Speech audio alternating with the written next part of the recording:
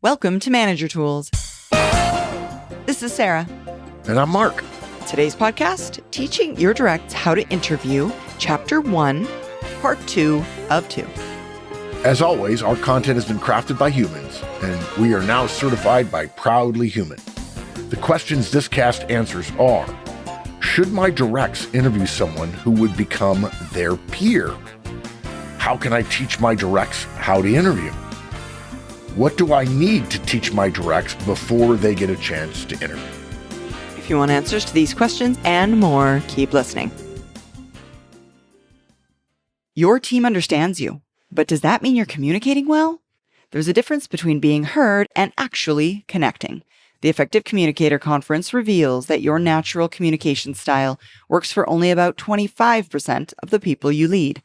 The other 75% need something different, and most managers never realize the gap exists.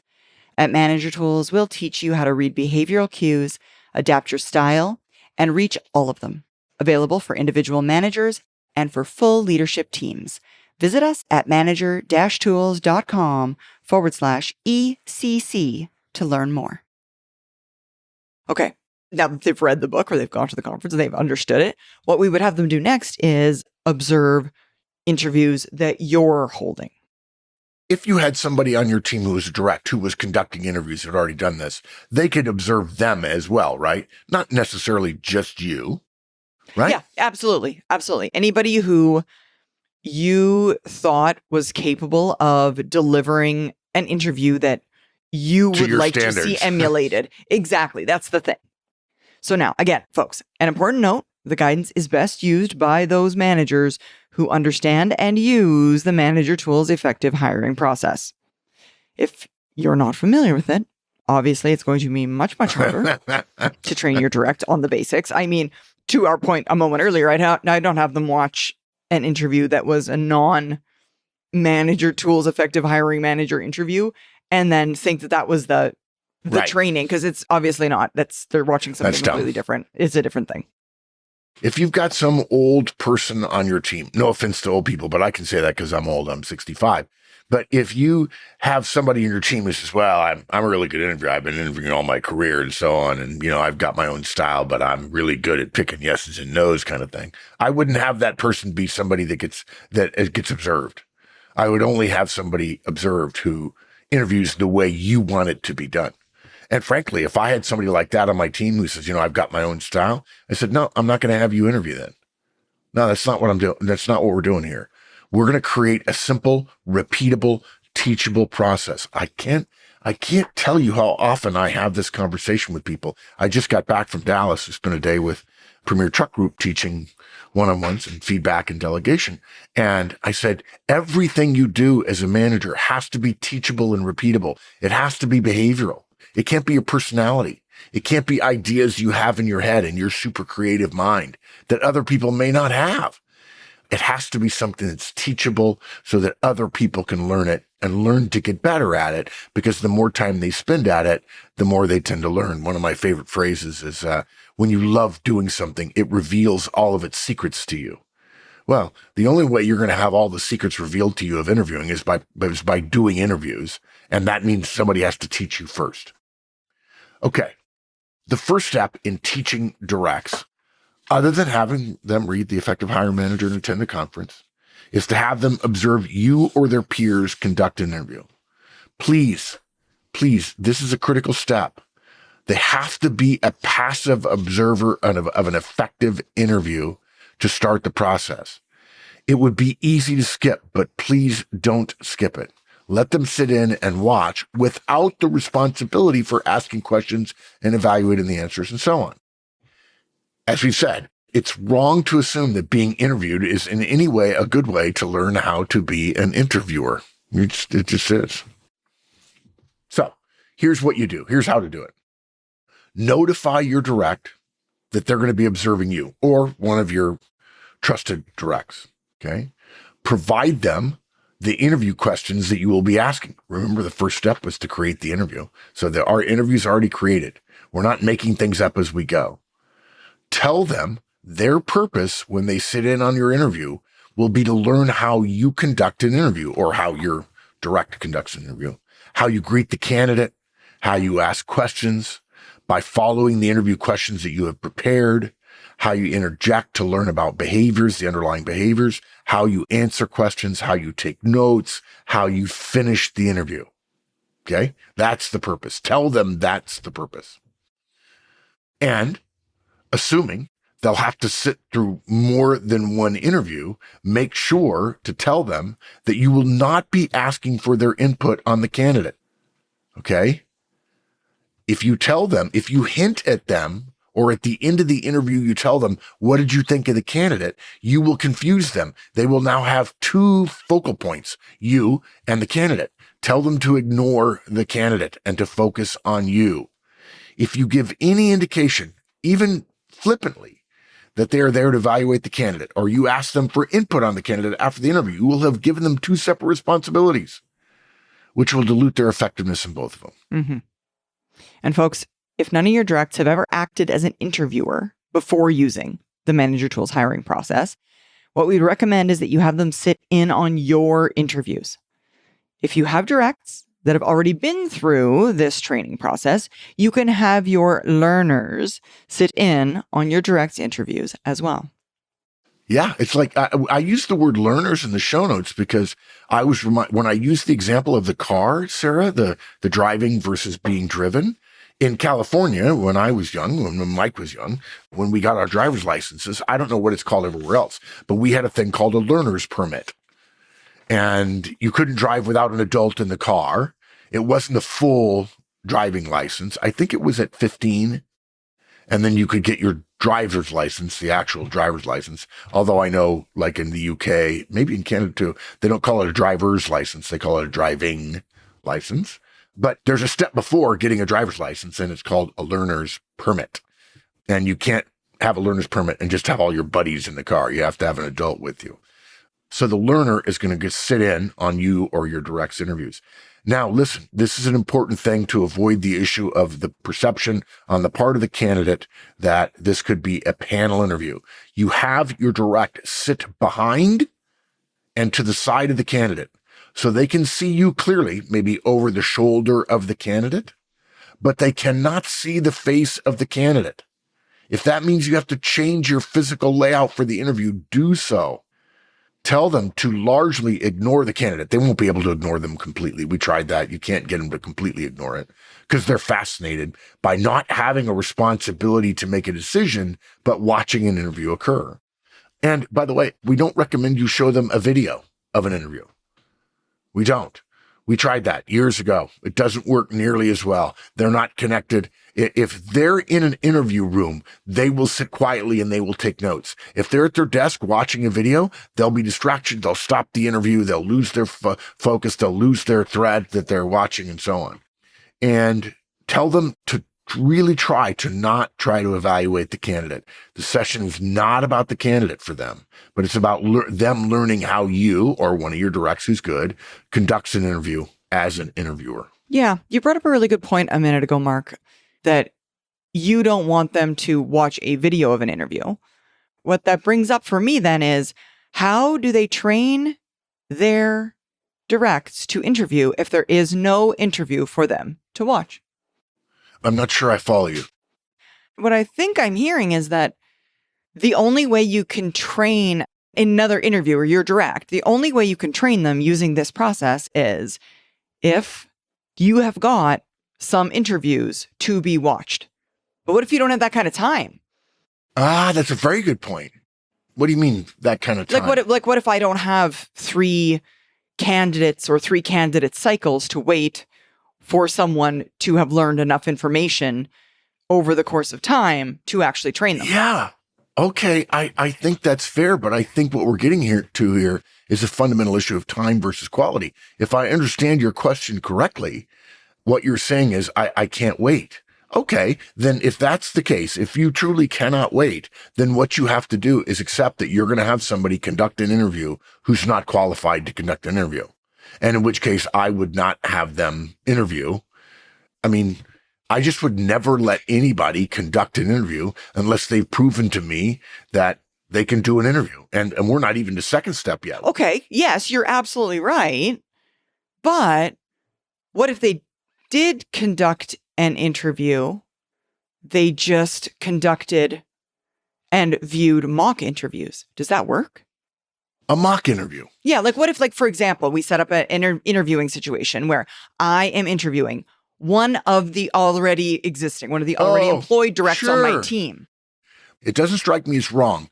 But look, this is manager tools, and I have no data on that. We never tested that, okay? We did test, let's just show them a video. We'll video 3 or 4 interviews, and then we'll have a set of videos that they can watch, and it did not work.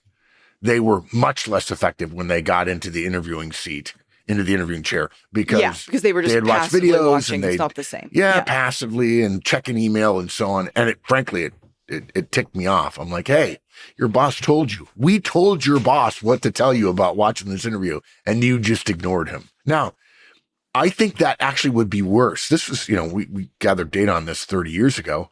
Creating a video was not as easy as it is today. Yeah, totally. Mm-hmm. And so videos were less ubiquitous than they are now. I think today it would be even worse to have a video situation. And when you say video, you mean a recording? Yeah, recording. Yeah, sorry. But a mock interview, I can't say specifically. On first blush, I got to tell you, I like the idea. Now, if it were me and I were training you, for instance, as a direct of mine, I'm not, you're not my direct anymore, but if I were training you, I would pick somebody to interview on the team that I knew I could talk to in advance and say, here's what I need you to do in this mock interview for this training. Now, in that case, I will say I'm interested in this. We don't have time to gather the kind of data we used to, but you could actually have 2 observers in that interview. I would never put 2 observers in an actual candidate's interview. They would lose their mind. I will say, though, I don't know, I may be stealing my thunder here from later. I will say that if you've got a good candidate and they find out that there's going to be an observer in their interview, and you tell them the purpose of the observer is because I want my people to learn how to be good interviewers before they become managers, I think that appeals to people who have a developmental mindset. They're like, wow, they're going to teach me how to interview.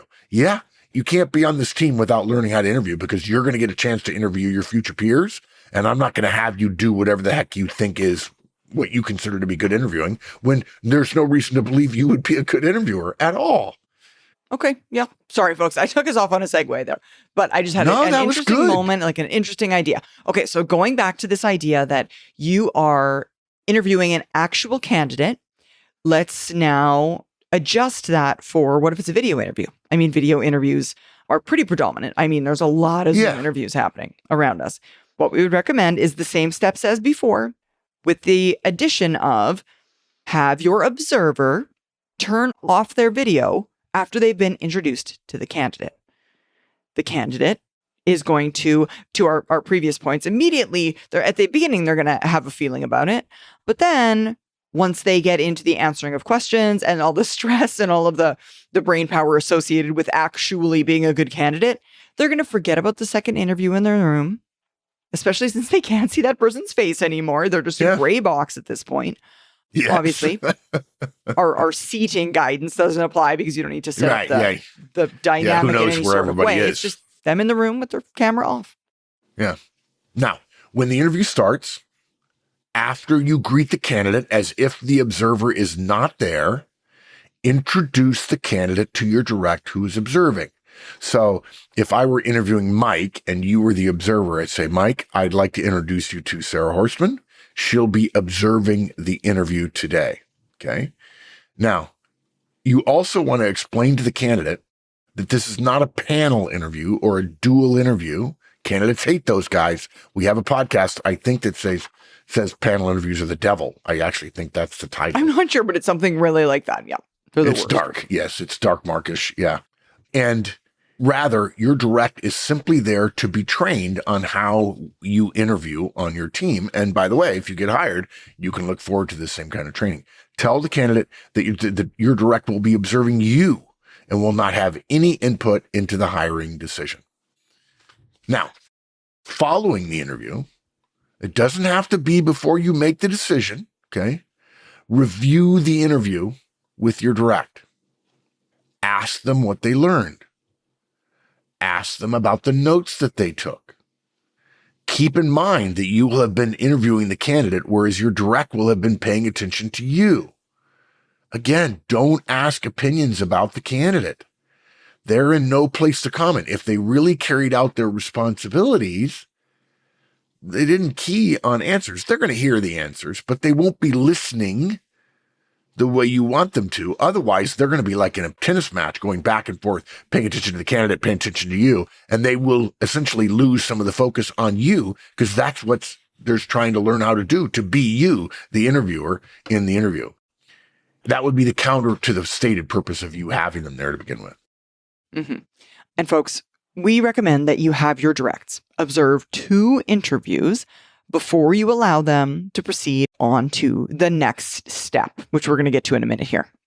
And folks, this applies even if you're in heavy recruiting mode and you need them to help out immediately, a la our previous conversation. Yeah. I don't have enough interviewers, or I really, really want this person in there. Speed in training is really counterproductive to quality, especially in this case, in terms of your interview outcomes. So for many managers, that's probably going to mean that you will almost always have a direct observing your interviews. I mean, it's rarely going to occur where it's just you and the candidate. Almost every time you're going to be introducing someone who is sitting there watching. And again, that's good. It's going to make you as the interviewer your best. And to Mark's point earlier, it's going to show that you've got a developmental mindset. And there are definitely people, I mean, I'd say the best people that you're looking for are going to be drawn to that kind of development. Yeah. Lastly, on this point of having them observe interviews, we have not said, nor should you infer, that we intend that all of your directs should be trained on how to interview. We're not saying that's not possible. It certainly is. But we're recommending first you start with your top performers. Think about it for a minute. The top performers want to bring in other top performers. You know what your bottom performers want? Another bottom performer. So you don't want that. All things being equal, that's more likely to happen. It's not perfectly matched that way, but it's close to that. Okay. So you start with your top performers. At some point, include your middle level performers. If your lower level performers express an interest, explain that being an effective interviewer is a great skill, one they should totally learn, but they must improve their performance before they can start being trained on it. Encourage them to meet higher standards so that then they will hopefully apply those higher standards to the candidates whom they're interviewing. Mm-hmm. I mean, and I think we talk about this a lot more in our actual interviewing guidance. But folks, if there's an individual on your team who would not impress the candidate, then whether they're a top performer or not, in my mind, if they're going to be kind of a jerk. Yeah, if they're a top performer, but they're arrogant. Yeah. Or they're dismissive, or they want to talk about themselves all the time. Yeah, totally. Yeah, very good it's point. Not even about performance. It's a little bit about just whether or not they're just like a good person, someone you want your candidate to spend time with before they've chosen whether or not to work for you. Because that's the thing. Yeah. Someone, a bad interviewer on your panel in that way could be reason enough for a candidate to say no to you. Folks, Sarah just said panel, so let's sorry. be clear. Don't. I meant deconstructed panel.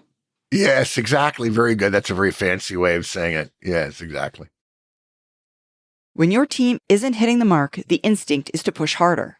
But the fix is usually in your systems, not in your effort. The Effective Manager Conference walks you through the management trinity of one-on-ones, feedback, coaching, and delegation. There are 4 behaviors that separate managers who get results from managers who just stay busy. And at the Effective Manager Conference, you'll hear all about them and practice them. So when Monday comes, you will be ready to lead.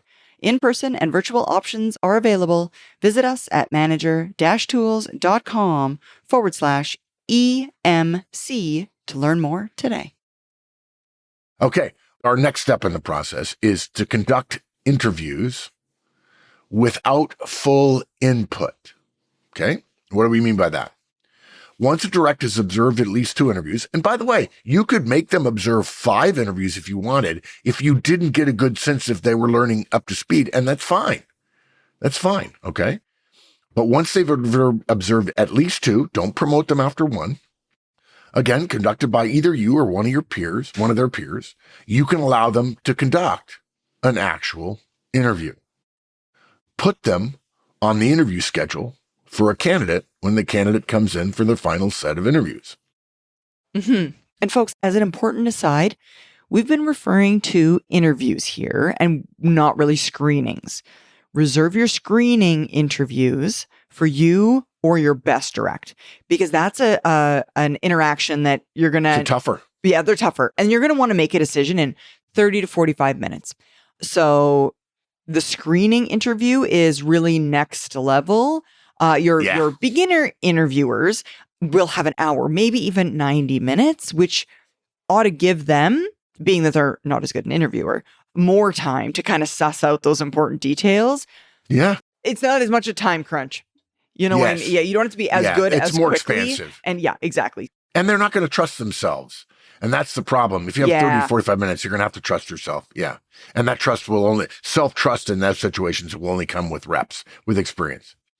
Okay. So when one of your directs is ready to interview, meaning they've gone through a couple of observed practices, okay, tell them that they will be able to conduct an interview, but that their input will not be counted at the interview results capture meeting. Yes, they'll conduct an interview on their own. Yes, they will have to make a hiring recommendation decision immediately after their interview concludes. And they will have to provide that input following the format in our Hall of Fame guidance to the interview results capture meeting, as everyone else in the meeting will. Yes. But folks, their input in that meeting won't carry any weight. This is a test run so that the first time they're part of an interview results capture meeting, it's a time where they will already understand the meeting and how it works. This is essentially them being an observer, not of an interview, but an observer in a way of an interview results capture meeting. Right.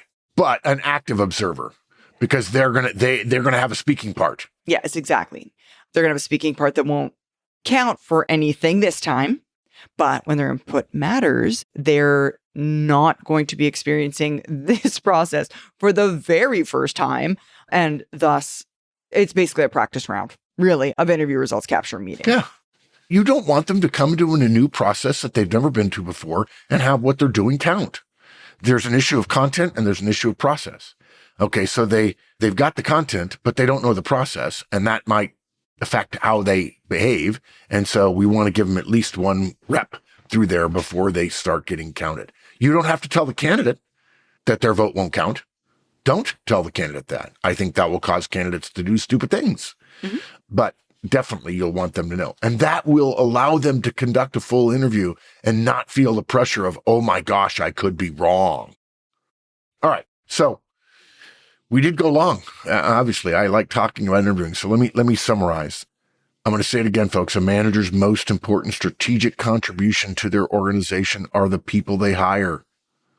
That makes this hiring process a really critical one. It's not talked about enough. It's not trained enough. It's not rewarded enough. It's not appreciated enough. It's not hot washed enough, and so on. But if we honestly assess our hiring processes, most of us as managers would find our own process lacking.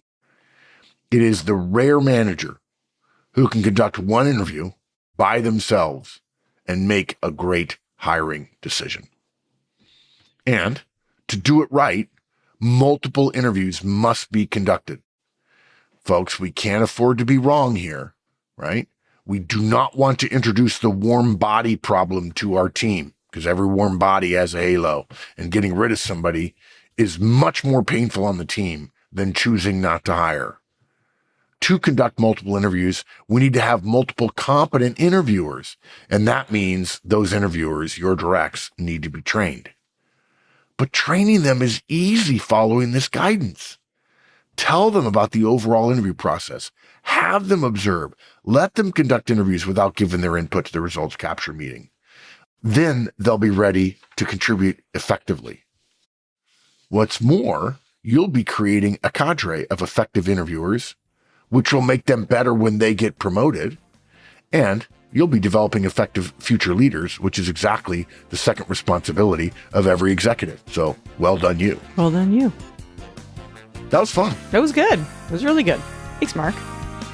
Thanks so much for joining us, folks. We hope this helped you. Now, help us help others and tell your friends. And of course, follow, rate, and review our podcast. And remember, 5 stars only, please. Thanks, everybody.